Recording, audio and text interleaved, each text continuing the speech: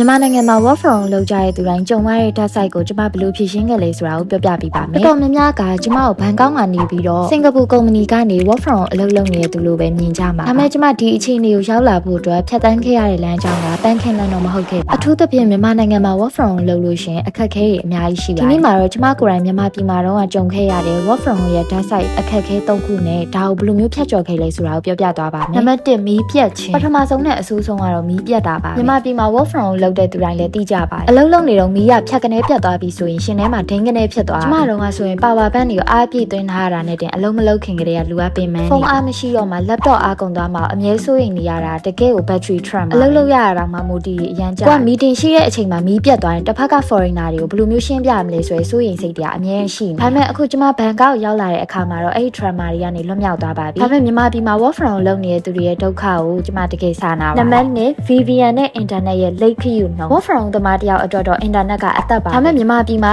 VPN ခံသုံးကတော့ line ရမကောင်း VPN ခဏပြုတ်ဗီဒီယိုတစ်ခု post တင်ဖို့ပဲဖြစ်ဖြစ် file ကြီးမားတစ်ခု download ဆွဲဖို့ပဲဖြစ်ဖြစ်နိုင်ပေါင်းများစွာစောင့်ရတာတကယ်အချိန်ပုတ်နိုင်ငံခြားကုမ္ပဏီတွေနဲ့အလုပ်လုပ်တဲ့အခါမှာသူတို့စီက message ကလည်းချက်ချင်းရောက်မလာဘူးကိုပို့တာတွေကလည်းလဲနေတော့ဒါလုပ်ငန်းခွင်မှာအရန်ကို professional မဆန်တယ်လို့မျိုးခံစားရစီပါအခုကျမထိုင်းရောက်ပြီးတော့အကြိုက်ဆုံးအချက်ကတော့ internet ပါပဲ high speed internet နဲ့ VPN မလို့ပဲအလုပ်လုပ်ရတာက content creator တယောက်အတွက်တော့နှက်ပြီပါ productivity ကလည်း2ဆလောက်တက်လာပါတယ်နံပါတ်3 location barrier နဲ့ feature limit အလုပ်နဲ့ပတ်သက်တဲ့ website တွေအစိမ့်မြင့် AI tools တွေရဲ့တချို့ feature တွေဆိုရင်မြန်မာနိုင်ငံမို့လို့သုံးလို့မရတာတွေအများကြီးဒါကျမတို့ကဘာနဲ့အလန်းဝေးသွားစေသလိုတခြားနိုင်ငံပြိုင်ဖက်တွေနဲ့ရှင်နောက်ကောက်ကျနေသလိုမျိုးခံစားရစီပါဒီပညာအသစ်တွေကိုစမ်းသပ်ချင်ပေမဲ့အတားအဆီးတွေကအရန်များနေပြီအခက်အခဲကြီးကြားကနေကျမဘယ်လိုမျိုးကြော်ဖြတ်ခဲ့လဲဆိုရင်အဓိက scale ပါပဲအခြေအနေတွေဘယ်လောက်ပဲခက်ခဲပါစေကျမ scale တွေကိုတော့အများနဲ့ update ဖြစ်နေအောင်လုပ်ခဲ့ပါအခုလက်ရှိ work from လုပ်နေကြတဲ့သူတွေထဲမှာလည်းအခက်အခဲတွေရှိတယ်ဆိုရင် comment မှာမျှဝေခဲ့လို့ရပါတယ်